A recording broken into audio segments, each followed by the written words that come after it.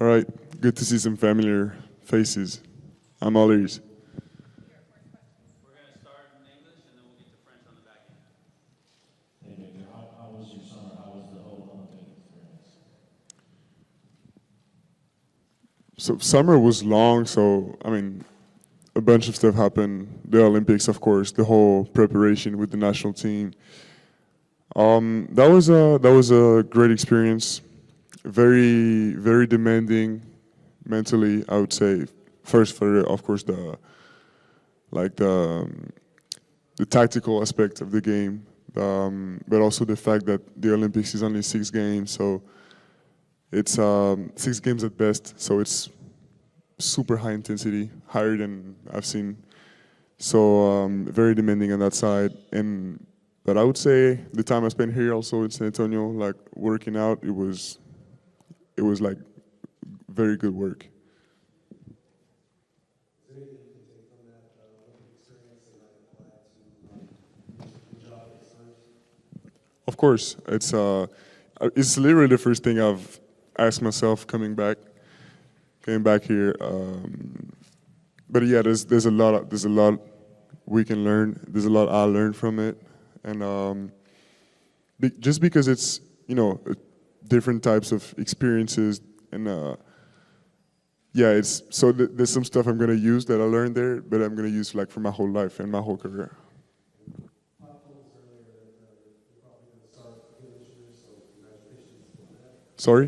Pop said that you're going to start this year for Spurs, so Oh, thank you. It was important to me. Milestone. what areas of the game are you looking to take that next leap in Spurs? Sorry, can you repeat? What area of your game are you working on the most? Is some of it you want to take the leap? So the more I grow into my career, the more I realize like it's important to work on the fundamentals. So there's a big emphasis that's been put on my game this summer was like making an advantage out of really simple situations. Like I'll just give you one example.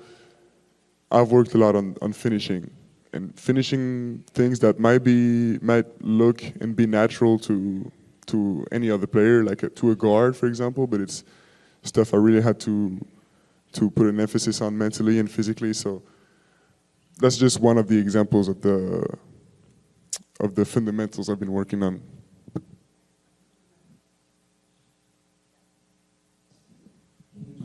How much Chris Paul did you watch growing up, and what are you most looking forward to in sharing the court with Wembanyama? How much did I watch him? A lot, of course. It's yes. I mean, a player I really actually I can actually remember, from watching as a kid, and it's I'm really excited. Just only the week we've spent here with him, all of us, we learned a lot, and I think we all knew he was gonna fit with us, but the way also he's trying to make his best to fit in with us and to teach us like from day one. It's to me it's really important because it's you have it or you don't, and he has it. He has this will to transmit to us. So I'm really excited. Victor, you're listed at 235 pounds on the roster. What went into increasing that muscle and weight? And also, can you talk about working with Jamal Crawford? Can you repeat the first question? Yeah, you weighed 235 according to the roster. What all went into gaining that weight and added muscle? How did that happen? Oh, so it's like I would say it's a natural process because I'm trying to it's important to work in a way that's good for your body and respect the body's identity, I would say. So it's we really put an emphasis on gaining strength and like core strength, but not gaining weight necessarily, but weight will come with strength. So it's just a result of the good work we've done all summer. I'm really satisfied with the summer we just had here. And what was the second question? Yeah, Jamal. I think it was my first time working with like for this long period of time with a retired actual player, NBA player. It was. I just learned a lot. Because the view he has on the game is different from a coach's. Because he's been through. He understands the player more than maybe any coaches I've seen before. I've worked with before. So it was a great experience. I would do it again. Victor, you probably haven't heard it, given how busy you were during the summer, but former NBA players, analysts, folks talk about how as early as this year, you could become, if not the best player in the league, then one of the very best players at the very top of the league. Wondering how you manage those expectations and what your expectations for yourself are as you enter year number 2.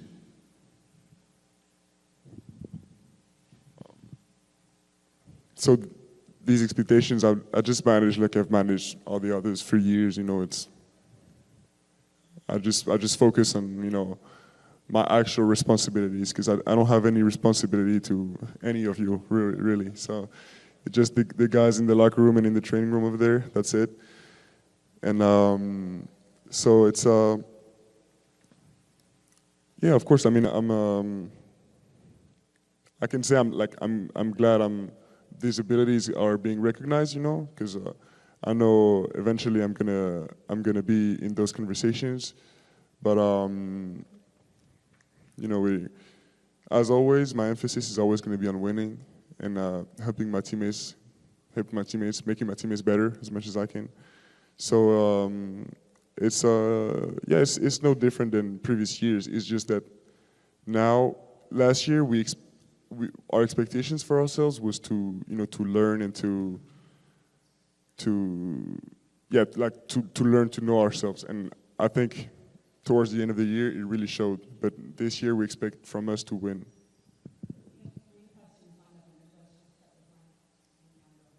Victor, those 6 games in France, it seems to present a form of pressure that was much different from the pressure you faced against the San Antonio last year. First of all, how much did you enjoy that? And secondly, how soon do you think it'll be before you get to experience pressure like that again this year?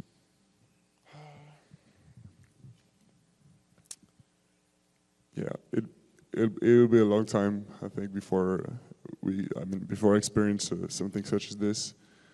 But it was different, really. It was really different because it all happened. How long was the Olympics? Like less than 2 weeks.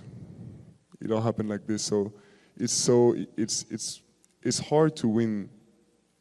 It's hard to win games in the Olympics, but it's very easy to lose games. It's very easy to.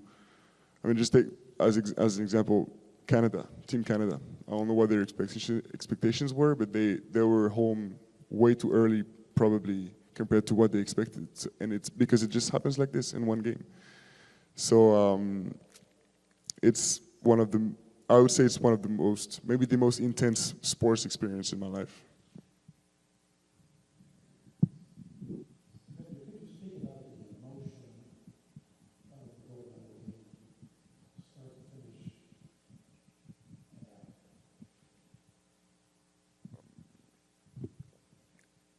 So the emotion, the emotion started when we qualified, for the gold medal game. First, I felt really, really lucky to have the chance to live those experiences, and I felt proud as well. But during the game, we were so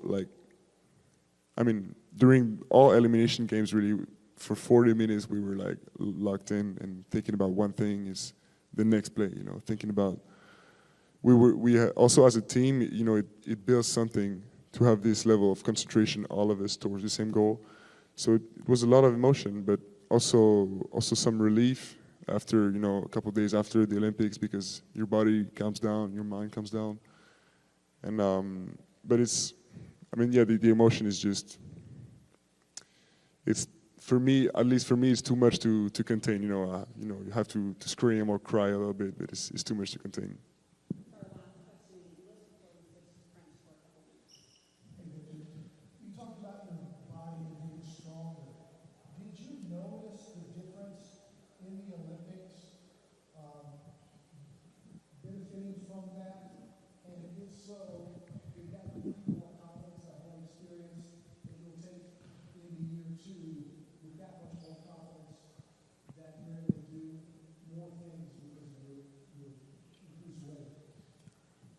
Yeah, it's so. I've actually felt like my body strength increase every year since forever, and I think it's I want to keep going in that direction because it's I would say it's the primary thing that allows me to expand my game. Of course, playing through contact, but also athleticism in general. So and really, I spent some like maybe how long was it? Like 2 months before in here in San Antonio before going to France for the Olympics, and those 2 months were of hard work were like enough to make me pass another step. And after the Olympics, I spent like 4 or 5 weeks working here right now, and it's enough to make me pass another step. And this is how I want to go. I want to keep progressing every year, every summer, and it helped me already during the Olympics, and I'm sure it's going to help me during the season too. Thank you. We'll go to French. Maxime. Salut. Je pose la question sur les outils individuels. Évidemment, tu vas avoir une grosse progression cette année. Toi, les entreprises qui t'intéressent, j'imagine, que tu les as organisées, par exemple, sur une blessure, par exemple, tu peux l'avoir. Est-ce que le Polestar, par exemple, c'est quelque chose qui est important pour toi? En gros, si tu considères cette année, tu peux devenir un top 15 joueur de NBA. Bien sûr, il y a des objectifs que j'observe et d'autres qui sont censés être qui sont évidents. Parce que par exemple, il y en a d'autres qui sont évidents. Mais comme d'habitude, c'est être All-Star. Bien sûr que j'ai envie d'être All-Star, mais ça viendra si j'aide mon équipe de la meilleure manière, je suis sûr que je serai All-Star. Et ça va de la même manière pour les récompenses individuelles. Mais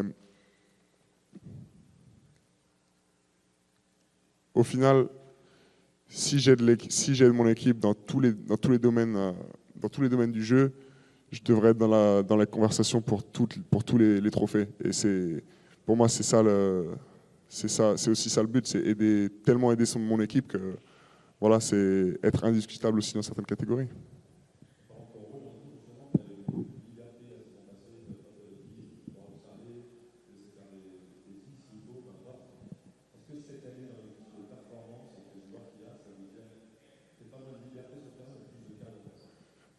Ouais, bien sûr. C'est clairement un des objectifs et une des choses dont on parle avec le coach, c'est voilà, il y aura plus de deuxième, troisième, quatrième chance par match. En fait, maintenant c'est voilà, déjà si on veut gagner maintenant, il faudra en fait être un leader d'abord par l'exemple. Donc il y aura plus de place pour ces erreurs.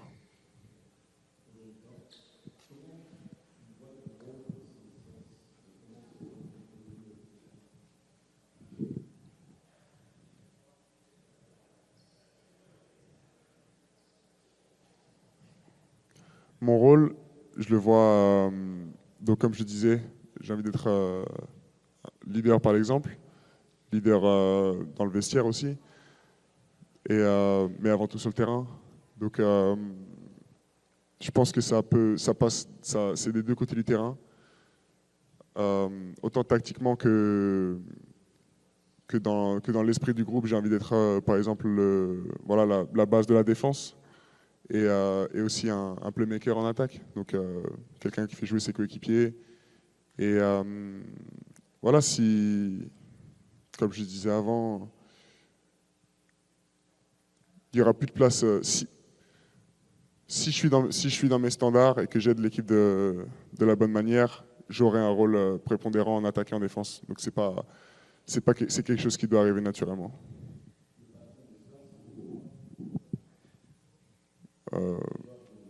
Ouais, bah non, c'est pas un mot trop fort.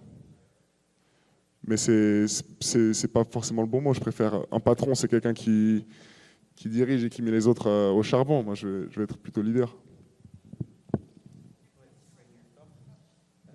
here, right here. The black. Go ahead. Go ahead, man. Ta première saison est désormais derrière toi. Les premières, c'est terminé. Tu vas revivre des choses que tu as vécues. Comment tu vas aborder ça? On dit souvent aussi que la dernière année, c'est la plus difficile. D'un point de vue psychologique, puisque tu es On dit souvent que c'est la première la plus difficile? La deuxième? Ah, j'ai plus entendu que c'était la première la plus difficile, de la bouche des joueurs en tout cas. Ouais, bien sûr, il y a un gros travail mental parce qu'on va rencontrer des difficultés cette année nouvelle et on a envie de se mettre dans une situation pour voilà, avoir un nouveau statut dans cette ligue, un statut d'équipe qui gagne, d'équipe de play-off. Donc il y a un gros travail mental c'est c'est quelque chose c'est une culture en fait qu'il faut instaurer et parce qu'en tout cas de mon côté j'ai pas connu encore de saison de victoire en fait. Donc c'est une culture qu'il faudra instaurer et ça ce sera quelque chose qui se fait tous les jours parce que c'est facile c'est plus facile les mauvaises habitudes sont plus faciles à adopter que les bonnes.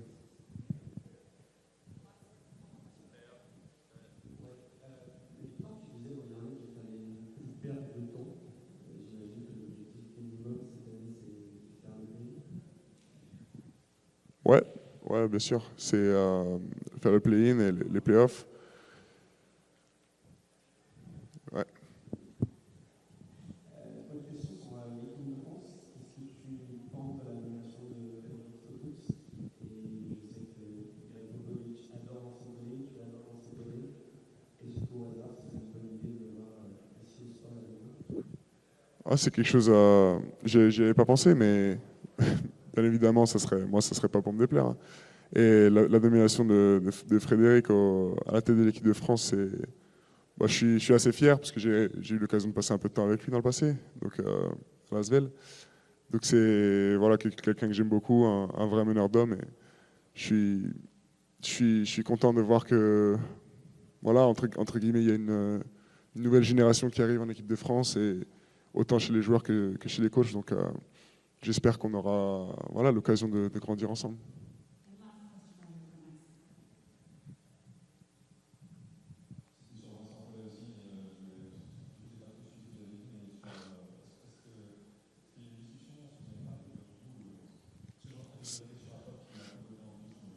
Ah oui, Vincent, bien sûr que c'était. On savait que voilà, lui il savait que ce serait sûrement sa dernière. Voilà, mais ça s'est fini, ça aurait pu moins bien se finir entre lui et je le sais entre lui et l'équipe de France, mais heureusement il a fait le nécessaire pour voilà pour finir pour partir par la grande porte. Et bon, et bien sûr de loin le plus grand coach de l'histoire de l'équipe de France. Mais oui, Théo disait que il m'avait demandé si j'avais imaginé le voir ici aux Spurs et je l'avais pas imaginé, mais ça serait bien sûr que je sais pas à quoi ressemblera la suite de sa carrière, mais avec plaisir en tout cas.